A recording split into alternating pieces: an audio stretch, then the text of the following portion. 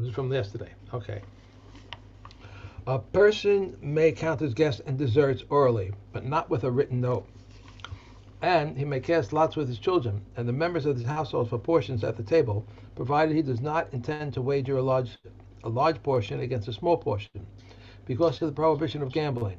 And Kohanim may cast lots for sacrifices on Yom Tov, but not for portions, but not for portions. A person may not hire workers on Sabbath, nor may a person tell his friend to hire workers for him. We may not go out to wait nightfall at Sabbath boundary for the purpose of hiring workers or bringing in produce, but one may await nightfall to enable him to watch and bring produce in his hand. Abba Shaul stated a general rule: whatever I am permitted to instruct for on the Sabbath, I am permitted to await nightfall for it. We may await nightfall on the Sabbath at boundary to attend the affairs of a bride or to the affairs of the deceased, to bring a coffin and shrouds for him. If a Gentile brought flutes on the Sabbath, a Jew may not bewail with them unless they came from a nearby place. If they made a coffin for him or dug a grave for him, a Jew may be interred in it. But if it was done for a Jew, he may never be interred in it. Okay. Okay.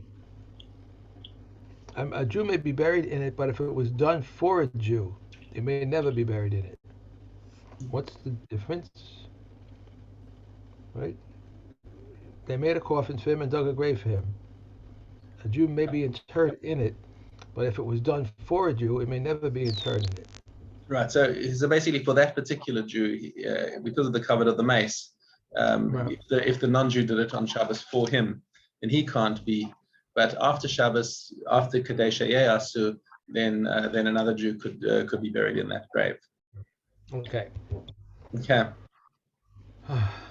Mishna hey osin kol tzorchei hameis. You can so you can do certain needs for a dead body on Shabbos, as long as they don't involve melacha. But there's another problem that a dead body is muktzah.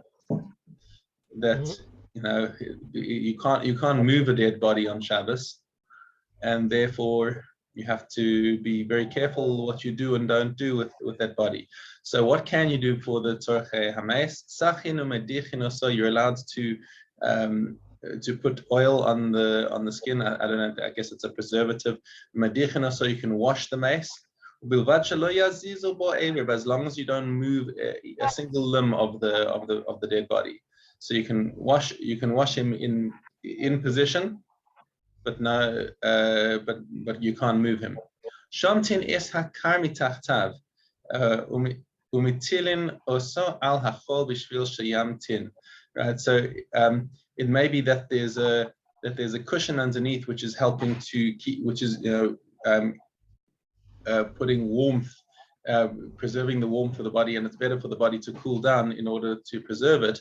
So you're allowed to pull out the cushion from underneath the mace to allow the body to rest directly on the ground, which keeps it cool. Okay. Koshrin is alechi. You can also tie the jaw, lo sheyaleh, not in order to close the jaw, ela shelo yosif, just so that it shouldn't hang open anymore. So, and all these principles that you learn about a mace are equally, it may be an unflattering comparison, but all these halachas apply also, for example, to a beam of a house that's become weak or has fallen. So one of the beams has broken. You're allowed to take a non-muktzah object like a bench or a bedside and prop it up. Not in order to push it back up, because the beam itself is muktzah, being part of the house. Okay. Just that it shouldn't fall anymore. Okay, now returning to the subject of the mace. If somebody dies on Shabbos, you're not allowed to close their eyes, because even moving their eyelids is considered moving muktzah. And even during the week, you're not allowed to close a person's eyes before they've actually died. Right?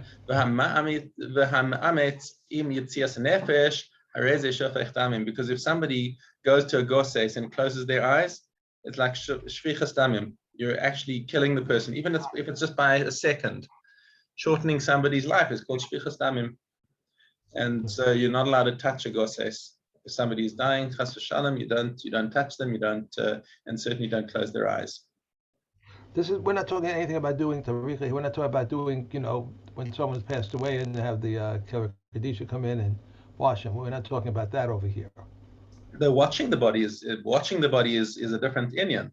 Yeah, we're talking about taking care of the body itself. Like if somebody dies with their eyes open, then on Shabbos, then you can't close their eyes. But even washing the limbs, like you can't move the limbs. So does that happen? You can't move them. You can just wash them. Yeah. Right, but does that happen also with the Kavod Kadisha when they do that? I've never done a tahara. Well, I have to ask my friend George. No, I have never done it. My friend George used to do it when he lived in America. He was a part of the Kavod Kadisha. I'll ask him about it and see. I don't know how I would be with doing that. Okay. All right, and into the final perek in our Masechta. Mishehechshich baderech. Nosein kisol enochri. So here's a guy who is on the road, and he realizes he's not going to make it back home into an eruv, into at least to a place where he can carry before Shabbos. Nosein kisol enochri. He is allowed to give his wallet to a goy. Right. Now, this is an exception because normally we say that you can't ask a goy to do malacha for you on Shabbos. Okay, so how come he's allowed to give his wallet to a goy? Because Chazal were realistic about the fact that a guy is not just going to drop his wallet on the road. So people are, there's something valuable over here, and he's not going to be, this can be a big mechshel. So rather give him a loophole in the Durabanan, because the din of not telling a guy to do malacha on Shabbos is itself a din Durabanan. So rather give him a heter in the din Durabanan than make him be over in a Daraisa. So they left him a loophole that he's allowed to give his wallet to a guy. And what happens if he doesn't have a convenient guy next to him, and he's walking with a donkey? Menich ala chamor. So let him balance it. Let him put it onto the donkey. Okay, but he has a problem. You're also mitzvah in shvisas behemto. You're not allowed to make your behema do the work. So the commentary here explains that what he is supposed to do is he's supposed to transfer his wallet onto the back of the donkey while it's in motion. And before the donkey stops, he needs to pick it up and stand still, so that there's no akira and there's no hanacha on the donkey. So even though the donkey is carrying it, more than dalad amas in Rishus Harabim, at least there's no chiyuv d'oraisa over here. So once again, the Rabbanan are saying, okay, here's an eitzah for you. Be over rather on the Rabbanan, or more to the point, we give you a heter to do this with the donkey in order to save something valuable. So he can put it on the donkey's back as long as he makes sure not to. As long as he makes sure that that the donkey doesn't stop or start with his wallet on his back. So then that's called a hanacha or an akira. Okay. So once he finally gets to the outer courtyard of his home, notel is hakelim hanitalin b'Shabbos. So now he wants to unload his donkey. He can physically handle the things that are not muktzah on Shabbos. And what about the things that are muktzah and they're stuck on the back of the donkey? You can't leave them there because that's a ta'ala b'alei chayim, to leave the donkey laden with these things on Shabbos. So let him just untie them. And the load can just fall by itself. So all he's doing is he's releasing it and let it fall, but he can't actually handle it himself because it's muktzah. Okay, Mishna base. So now the subject over here is how much tircha you're allowed to go to in order to feed an animal on Shabbos. Now, okay, granted you need to feed the animals on Shabbos, but the Chazal didn't want a person to be going around and spending his Shabbos worrying about animals and their food. Just do the necessary, no more than is necessary. So what are you allowed to do? You're allowed to basically to untie bundles of straw and of this is or tiltan, whether it's wheat or even fenugreek apparently. So it's mutar to untie this in front of the behemoth on Shabbos, because while it's still tied together, it's not really suitable for the animal to eat it, because it's a thick bundle. The animal's not going to be able to get through it. Okay, so therefore you're allowed to do this. Okay, which is kifin are the fresh branches, the green soft branches of a cedar, which are apparently animal fodder. Okay, which means that he's allowed to break them open and spread them and scatter them in front of the behemoth, because only this way can the animals actually get to eat them, because they're fairly big objects. Okay, aval lo es hazirin, but zirin are bundles of straw which were gathered together in 3 knots. Right, you're not allowed to scatter them in front of the animals, because even though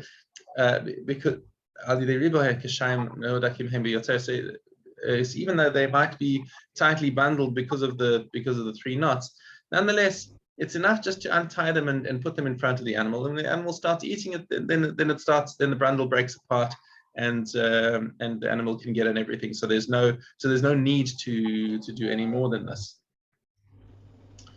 And meraskin lo es hashachas lo es hacharavin lifnei bahema. You're not allowed to break to crush the shachas is the unripe produce, which is put in front of animals for their fodder, or carobs as a matter of fact. Also, carobs can also be used for animal fodder. You're not allowed to break them in front of the behemoth, because the behemoths can do this for themselves. Thank you. Bein daka, bein gasa, whether they're large animals or small animals. Rabbi Yehuda says no. Carobs are too big to give to small animals. You need to break them open. So he says he's matir to crush the carobs in front of a smaller animal. This is like sheep and goats are called dakos. So this is Rabbi Yehuda's view, which the halacha does not accept. Okay. Now we can go to Perkut Tes. Test Aleph. Rabbi Eliezer says, if one did not bring an instrument for circumcision before Shabbos, he should bring it on Shabbos exposed, and in times of danger he should cover it in the presence of witnesses. Furthermore, said Rabbi Eliezer, we may fell trees in order to make charcoal to form an iron instrument. Rabbi Akiva stated a rule: any work that was done before Sabbath should not override the Sabbath, and any work that cannot be done before Sabbath does override Shabbos.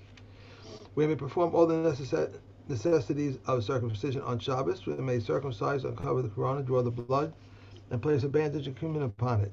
If he did not crush the cumin before Sabbath, he may chew it with his teeth and apply it. If he did not vigorously mix wine and oil before Shabbos, each one should be added to the bowl by itself. We may not fashion a shirt-like bandage for it, and we may not wrap a piece of cloth around it. If he did not prepare before the Sabbath, he may wrap around his finger, and bring it even from another courtyard. I'm surprised they never said anything about which they want mixed first, the wine or the oil. Which they put first. Yeah. Why? Because they always have things like that, putting this, put this first, you put that first. We always see those and things. So. Maybe it doesn't matter. Probably, I guess not. Okay. To put this, wrap it around his finger and bring it on even from another courtyard. We may bathe the infant both prior to the circumcision and following the circumcision, and we may sprinkle water upon him by hand, but not with a utensil.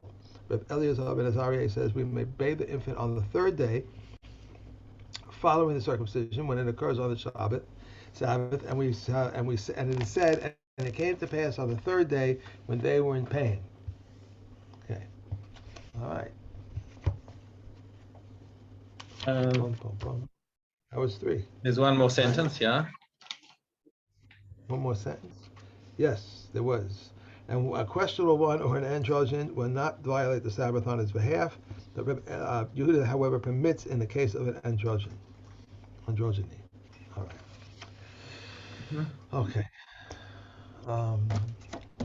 Okay, Shabbos. Gimel base.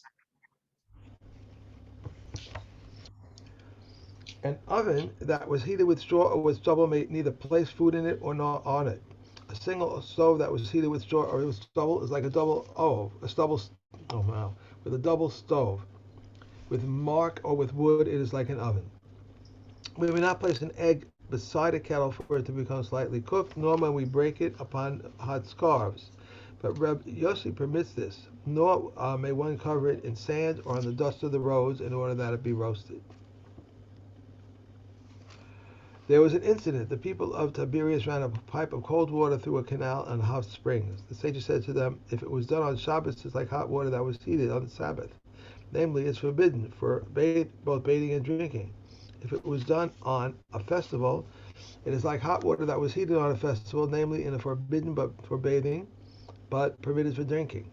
A malarium that was cleared of its coals, we may drink from it on Shabbos, and an antika, even if it was cleared, we may not drink from it. A kettle That's it. that was That's it. That's it. Right. Yeah. Okay. All right. Trimos Zion.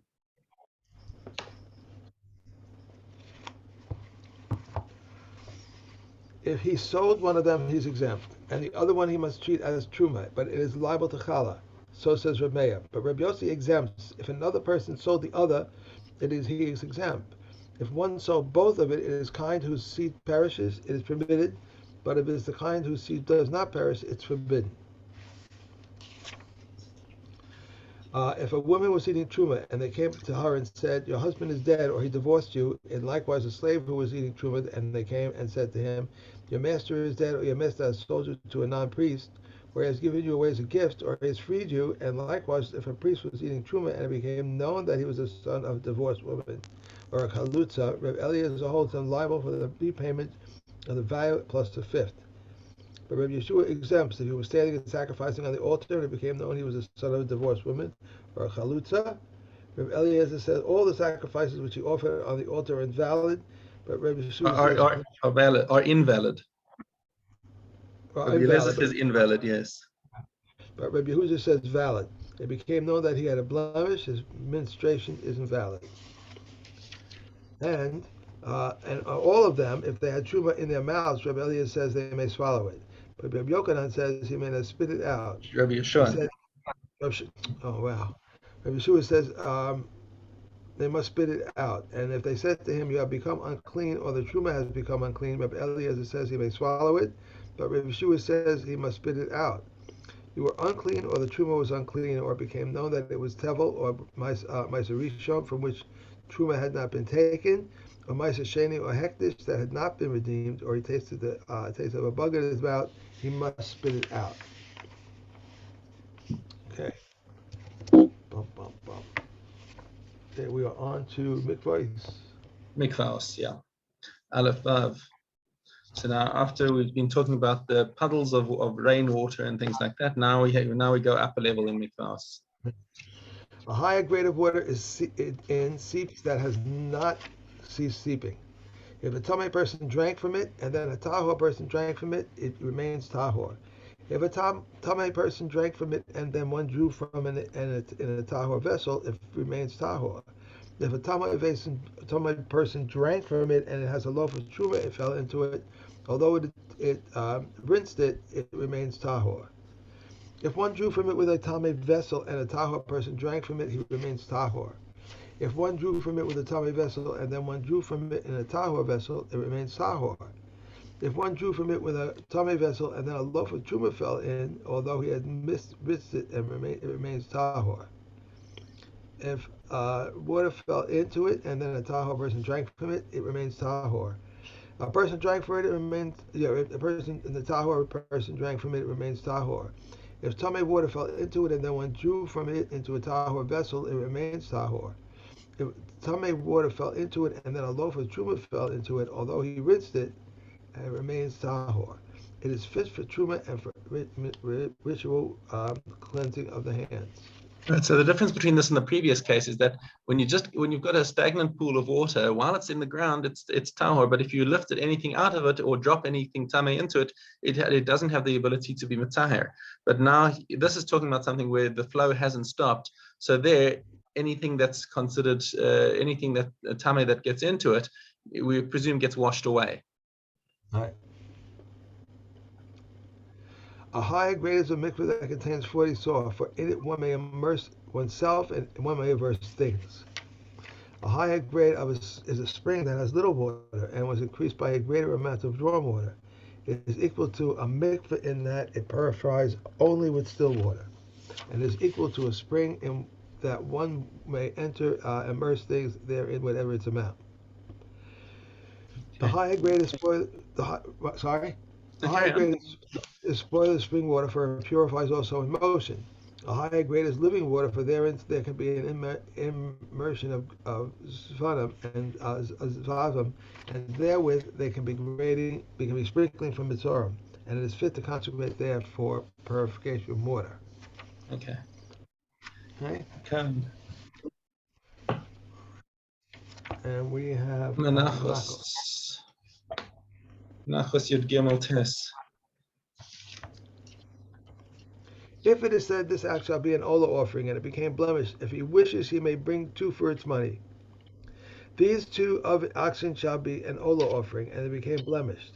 If he wishes, he may bring one with the money, with their money, and Rabbi prohibits this.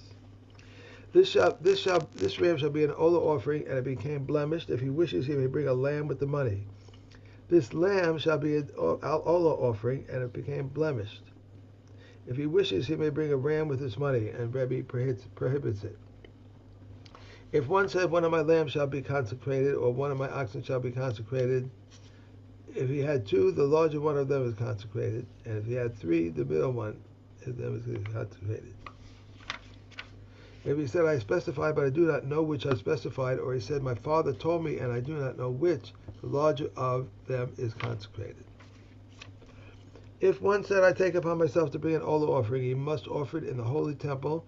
If he offered it as a temple, in the temple of Chonyo. Yeah. So Chonyo, remember the story of Chonyo? He started a rival temple in Egypt, which of course was not valid, and it was basically it's almost accorded the status of a base of Avodah Zarah. It's not quite. But basically, somebody who goes and serves there is puzzled from Avodah. So if somebody brought it in Beis Choni, of course he's not Yotze. Carry on.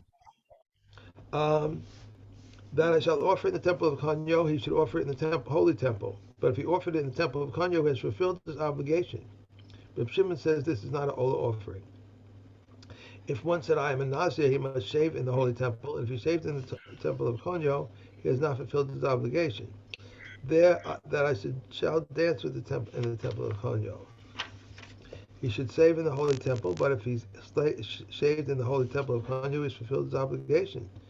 Reb Shimon says this is not as Nazir.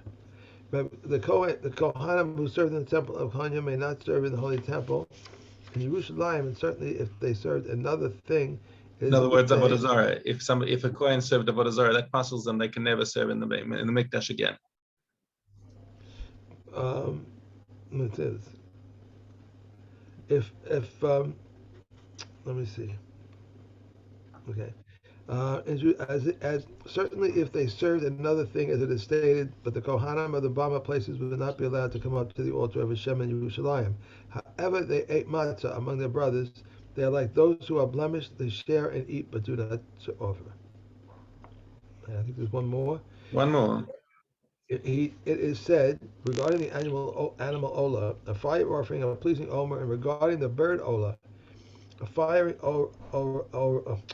offering a pleasant aroma, and regarding the mincha offering, a fire offering a pleasant aroma. This teaches that there is no difference between the one who offers much and the one who offers little, as long as he directs his mind to heaven. Hajan Allah Maseches Menachos. And tomorrow we start on Chulin. Okay, and we have Nazir. Yeah, Nazir Dalet design. A man can shave his head using his father's naziris, but a woman cannot shave her head using her father's naziris. How is this? Someone whose father was a nazir and set aside unspecified funds for his naziris and died, and the son says, "I am a nazir on condition that I will save my father's funds." Rabbi Yossi said it goes for voluntary offerings, and this one cannot shave using his father's naziris. Who is the one who saves using his father's naziris funds? Someone who has someone has a nazir together with his father, and his father set aside unspecified funds for his naziris and died. This is the one who shaves using his father's naziris. I can't read today. Well, Beis Shammai says erroneous consecration is nevertheless consecration, but Hillel says it is not a consecration. How is this? If he said the black ox that emerges from my house first shall be sacred, and the white one emerged, the Beis Shammai says it is sacred, but Beis Hillel says it's not sacred. If he said the gold dinner that comes up with in my hand shall first be scratched, it doesn't coins. Then it is sacred, but Beis Hillel said it is not sacred. If he says the barrel of wine that comes to my hand first shall be sacred, and a barrel of oil came to his hand, Beis Shammai said it is sacred. The Beis Hillel says it is not sacred. Okay. All right. Tomorrow we're starting a new one. Chulin tomorrow, yeah. Tomorrow. Okay. Thank you very much. I'm sorry I'm slipping in my mouth today. I don't know. Have a wonderful day. The parents are coming tomorrow? Tomorrow the parents are coming? Yeah, my parents arrive tomorrow morning.